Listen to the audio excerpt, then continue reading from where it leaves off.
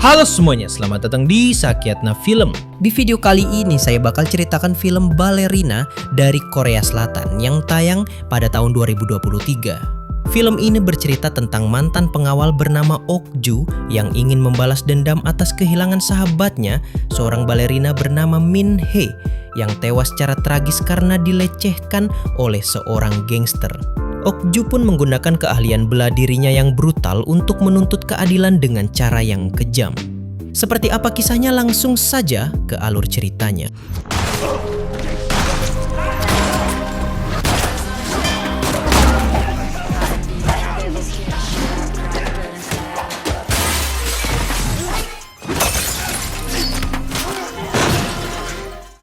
Film dimulai dengan memperlihatkan sekelompok pemuda yang sedang melakukan perampokan di sebuah minimarket. Para pemuda tersebut mengancam bahkan sampai menghantam kasir minimarket yang sedang bekerja di sana. 계산하고 드셔야죠. 씨발 계산되려고. 야야. Tak lama kemudian datanglah seorang wanita yang dengan santainya hendak membayar barang belanjaannya. Sang kasir yang bingung karena tak ada lagi uang kembalian pun hanya bisa terdiam. Pada akhirnya wanita itu dengan sangat santai mengambil uang kembaliannya dari dalam tas perampok. Hingga akhirnya terjadilah perkelahian.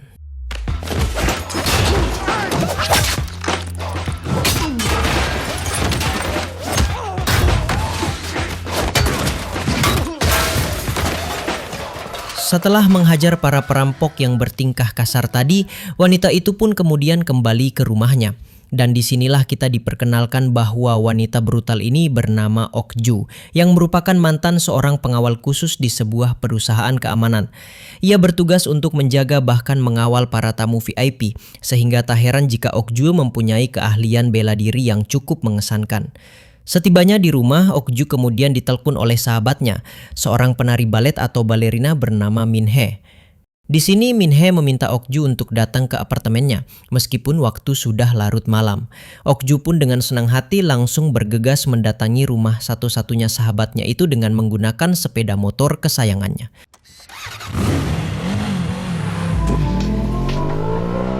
Setelah sampai di apartemen Min-hee, Ok-ju berkali-kali menekan bel, namun Min-hee tak kunjung membukakan pintu. Hingga akhirnya karena Ok-ju sudah mengetahui kata sandi apartemen Min-hee, ia pun langsung masuk sendiri. Ketika sudah berada di dalamnya, Ok-ju tidak dapat menemukan Min-hee dan hanya menemukan sebuah kado yang berisikan sepasang sepatu balet dan secari kertas yang bertuliskan "Tolong balaskan dendamku".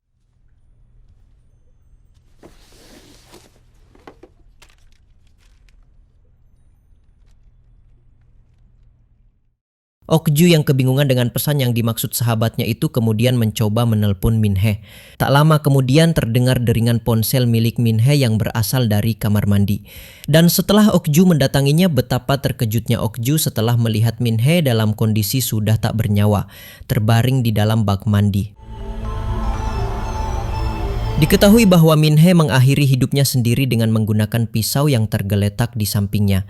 Kepergian Min-hee tentunya menjadi sebuah misteri untuk Ok-ju yang membuat ia semakin penasaran dan bertanya-tanya tentang apa yang sebenarnya dialami oleh Min-hee hingga akhirnya ia memutuskan untuk melakukan hal yang merenggut nyawanya sendiri. Ok-ju pun kemudian memutuskan untuk mencari petunjuk dari sebuah nama yang tertulis di kertas yang tadi Min-hee tinggalkan untuknya. Hingga kemudian Ok-ju pun menemukan sebuah akun media sosial dengan nama tersebut. Diketahui dari akun itu bahwa si pemilik akun menjual makanan. Namun saat Ok-ju mencoba memesan makanan, obrolan mereka tak berlangsung lama, yang mana si pemilik akun tiba-tiba saja menutup obrolannya. Tak lama kemudian, saat Ok-ju memandangi foto dirinya bersama Min-hee, ponsel milik Min-hee berdering. Itu adalah panggilan dari orang yang tak dikenal. Ok-ju pun mengangkat telepon itu, namun ia hanya diam tak bersuara, hingga akhirnya si penelpon berbicara sendiri dan meminta Min-hee untuk datang ke suatu tempat esok hari pada pukul 2 dini hari. Ia bahkan mengancam jika Min-hee tak datang, maka orang tersebut akan menghabisi teman bahkan keluarga Min-hee. 옆에 또 뭐 친구들 있냐? 네 가족까지 연다 끊어줄 테니까. Singkat cerita, pada keesokan harinya, Ok-ju pun mendatangi tempat tersebut dan memantau dari kejauhan. Di sana, Ok-ju melihat seorang pria gondrong tengah bertransaksi narkoboy dengan beberapa orang. Ketika pria gondrong itu pergi, Ok-ju pun langsung mengikutinya sampai ke suatu tempat, yang mana itu adalah rumah dari pria gondrong tersebut.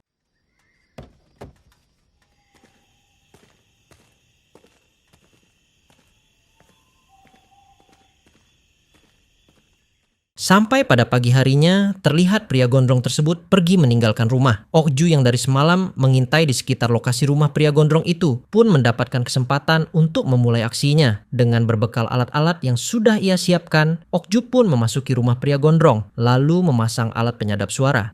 Ketika Okju masuk lebih dalam ke suatu ruangan yang terdapat lemari di sana, Okju pun langsung membuka lemari tersebut. Dan ternyata di dalamnya terdapat banyak sekali alat-alat aneh yang saya yakin kalian semua sudah pada tahu alat-alat tersebut digunakan untuk apa. Tak hanya itu saja, Okju juga mendapati banyak sekali flash disk yang diantaranya terdapat tulisan balerina. Dan ketika Okju mengecek isi dari flash disk itu, ia pun dibuat terkejut karena flash disk itu berisikan video Minhee, satu-satunya sahabat Okju, tengah dilecehkan oleh pria bertopeng yang tak lain adalah si gondrong.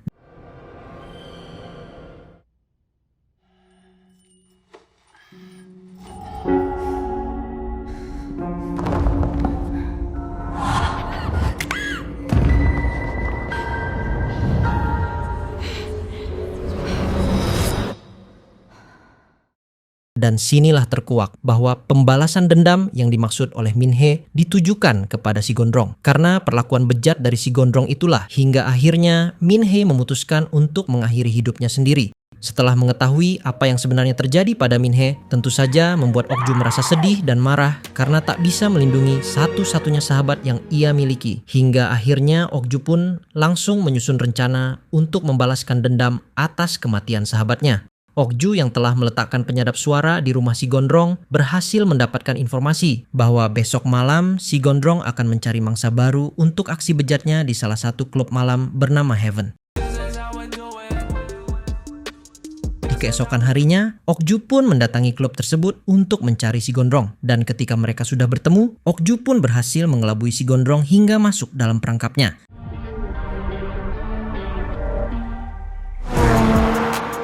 Singkat cerita, Okju dibawa ke sebuah hotel tempat di mana si gondrong biasa melakukan aksi bejatnya. Di sini, si gondrong juga telah bekerja sama dengan para penjaga di hotel tersebut. Setibanya mereka di dalam kamar hotel, si gondrong pun langsung bersiap-siap untuk melancarkan aksinya dengan memakai topeng dan membawa sebuah kamera. Okju yang berpura-pura mabuk setelah meminum minuman yang diberikan oleh si gondrong sudah memiliki rencana tersendiri. Saat si gondrong akan melancarkan aksinya, inilah yang terjadi.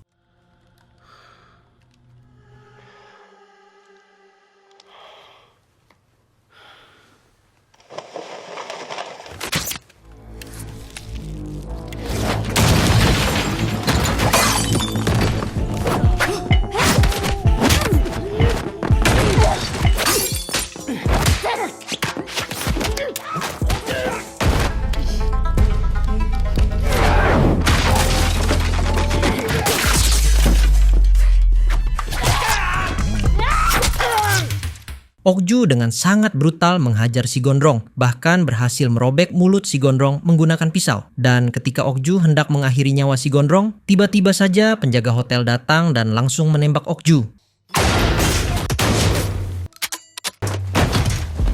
Namun, beruntungnya Okju masih bisa menghindar dan keluar dari dalam kamar. Akan tetapi, di luar kamar masih ada penjaga lainnya yang membawa mesin gergaji. Beruntungnya ada seorang wanita yang menggunakan seragam sekolah tiba-tiba saja membuka pintu kamar hingga akhirnya membuat si penjaga hotel yang hendak menyerang Okju harus mengalami nasib sial. Di saat itu pula, tanpa menyia-nyiakan kesempatan, siswi wanita itu menarik tangan Okju dan mereka berdua pun kabur dari sana menggunakan mobil Lamborghini milik si gondrong.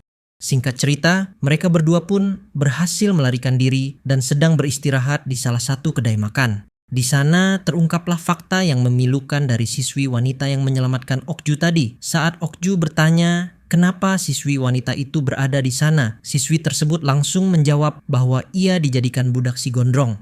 Dirinya hanya bisa pasrah karena si gondrong mengancam akan menyebarkan video pengecrotannya ke internet jika siswi itu tidak menuruti si gondrong. Siswi itu pun juga berkata bahwa ia ingin sekali mengakhiri penderitaannya dan ingin melakukan perlawanan serta menghabisi si gondrong. Namun, apalah daya, ia tak bisa berbuat apa-apa dan hanya bisa mengharapkan pertolongan. Di sisi lain, pada keesokan harinya, terlihat si Gondrong tengah didatangi oleh ketua gangster dan para bawahannya, yang mana si Gondrong juga merupakan salah satu dari anggota gangster tersebut. Di sini, si Gondrong yang terluka cukup parah. Bukannya mendapat simpati dari si ketua gangster, ia malah diceramahi karena telah menyimpang dari pekerjaannya sebagai penjual narkoboy dan malah membuat video pengecrotan. Si ketua gangster pun kemudian meminta kepada si Gondrong untuk membawa wanita yang telah melukai si Gondrong ke hadapannya dalam kurun waktu 3 hari. Singkat cerita, setelah kondisi si Gondrong mulai pulih, ia pun mendatangi salah satu temannya yang merupakan seorang apotekar bernama Myung Sik dan menyuruh Myung Sik untuk menghabisi Okju dengan bayaran 100 juta won dalam kurun waktu 2 hari. Myung Sik yang sebenarnya tidak bisa berkelahi, apalagi menghabisi seseorang, hanya bisa mengiyakan karena tergiur dengan bayaran yang ditawarkan oleh si Gondrong. 십장이 나셨네. 그랬으면 제가 알았겠죠. 난 오히려 좀 처음 본 얼굴이었어요. 우리 그 노예들 중에 한 명인 거죠? 여자애 하나예요, 그냥. 꼭 그렇게 직접 하셔야 직성이 풀. Di sisi lain, terlihat Okju yang tengah mendatangi teman rekan kerjanya dulu sewaktu bekerja menjadi pengawal khusus. Di sini, temannya mengira bahwa Okju akan kembali bekerja sebagai pengawal khusus. Namun, ketika Okju berkata ia hanya membutuhkan informasi terkait pedagang senjata ilegal, temannya hanya bisa terdiam. Lalu, saat Okju menjelaskan lebih lanjut tentang tujuannya membutuhkan senjata tersebut, yakni untuk mewakili pembalasan dendam atas kematian sahabatnya yang telah diperlakukan tidak senonoh hingga akhirnya mengakhiri hidupnya sendiri. 아무리 찾아도 너만한 애가 없더라. 장비가 좀 필요해요. Okju bersama si siswi kemudian menemui si penjual senjata ilegal yang ternyata penjualnya adalah sepasang lansia, yang mana di sini senjata yang mereka jual sudah terlihat cukup tua, 11-12 dengan umur si penjualnya. 너니?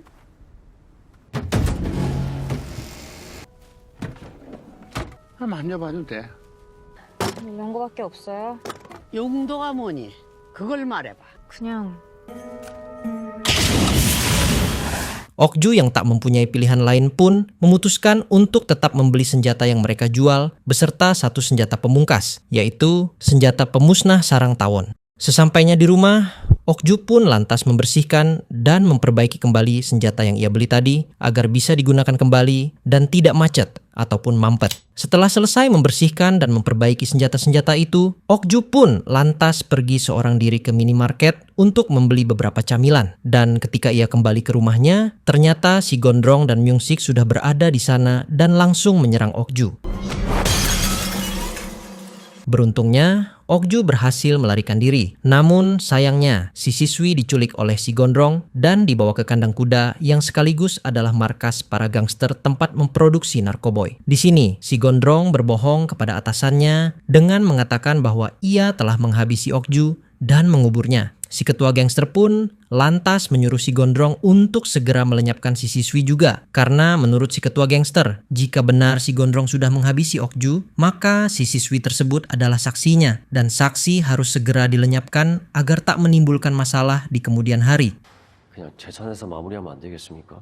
알았어, 꺼져. 여기가 무슨 보육원이야? 그쵸. 너도 좀 뭐가 되는 것 같았어? 아이고 애를 다 망쳐놨네 그 쥐새끼 같은 년이. Di sisi lain, Okju yang sudah benar-benar murka pun lantas menunjukkan kebrutalannya. Ia langsung bergegas untuk menghabisi semua orang yang berhubungan dengan si Gondrong serta mencari tahu keberadaan si Gondrong. Setelah mendapatkan jawaban dan menghabisi semua penjaga hotel, Okju pun lantas pergi dengan bermodalkan senjata seadanya serta nyali dan juga tekad yang berapi-api. Okju nekat mendatangi markas para gangster seorang diri. Sesampainya di sana, Okju mendapati seragam si siswi yang tergeletak di lantai dan itu tentu saja membuat amarah Okju semakin membara. Okju dengan brutalnya menghabisi para gangster yang bertemu dengannya di dalam lift.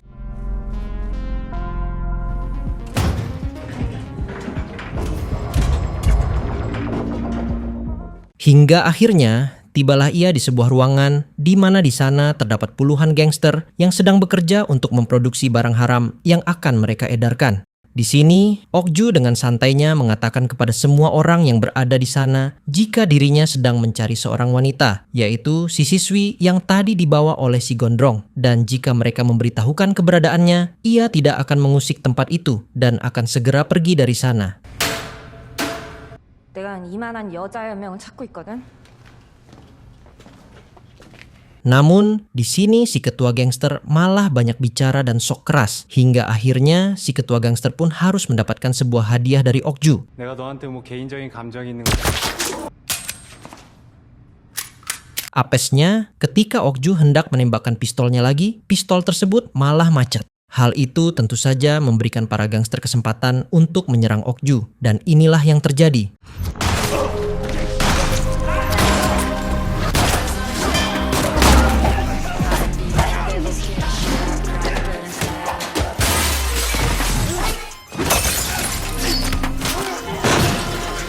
Satu persatu para gangster dapat dibantai habis oleh kebrutalan Okju, hingga akhirnya tersisa satu orang yang merupakan ajudan dari ketua gangster. Di sini, Okju kembali menanyakan keberadaan si siswi beserta si Gondrong. Namun, lagi-lagi Okju tidak mendapatkan jawaban. Hingga akhirnya, si ajudan dari ketua gangster pun berakhir dengan cara yang tidak biasa.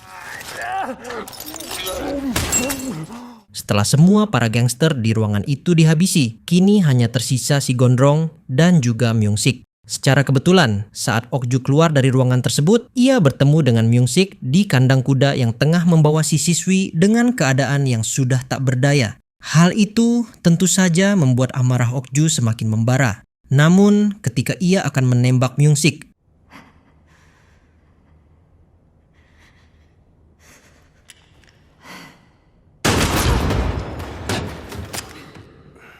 Myung-sik yang merasa dirinya terselamatkan, kemudian dengan sombong mengatakan kepada si Gondrong bahwa dirinya akan menghabisi Okju dan meminta si Gondrong untuk segera mengirimkan uang yang telah dijanjikan kepadanya. Namun, belum sempat Myung-sik beraksi, ia malah lebih dulu di headshot oleh si Gondrong.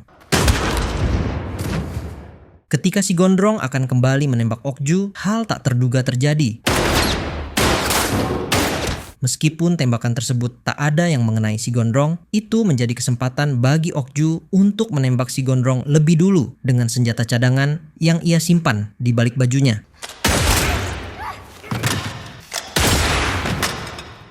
Hal itu membuat si Gondrong langsung terkapar. Si Gondrong yang sudah tak berdaya dan tak bisa melawan kemudian dibawa ke tepi pantai oleh Okju. Di sana, Okju mengeluarkan senjata pemungkasnya, yaitu senjata pemusnah sarang tawon. Si Gondrong hanya bisa memohon dan merengek untuk diberikan ampunan kepada Okju. Ia terus-terusan memohon dan berjanji akan menjadi anak yang baik hati, tidak sombong dan rajin menabung. Namun, Okju berkata bahwa dirinya adalah perwakilan dari sosok balerina dan itu membuat si Gondrong tersadar bahwa dirinya telah berurusan dengan orang yang salah.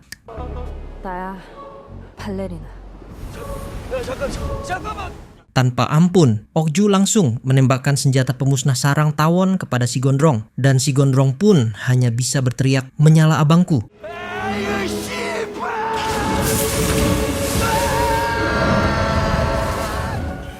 Kebrutalan Okju serta dendam yang ia wakili untuk kepergian sahabatnya pun terbalaskan. 내가 말 안 했어?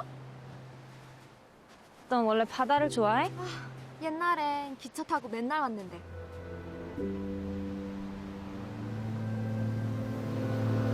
Di akhir film, terlihat Okju mengambil semua flash disk yang berisikan video pengecrotan di rumah si Gondrong. Kemudian, ia memusnahkannya agar tak ada lagi kaum hawa yang merasa terancam akan video mereka tersebar luas. Dan film pun berakhir dengan sangat menyala abangku. Segitu dulu alur cerita film kali ini. Jika kalian menyukai konten ini, jangan lupa subscribe ke channel ini. Juga beritahu kami film mana yang ingin kalian lihat recap selanjutnya.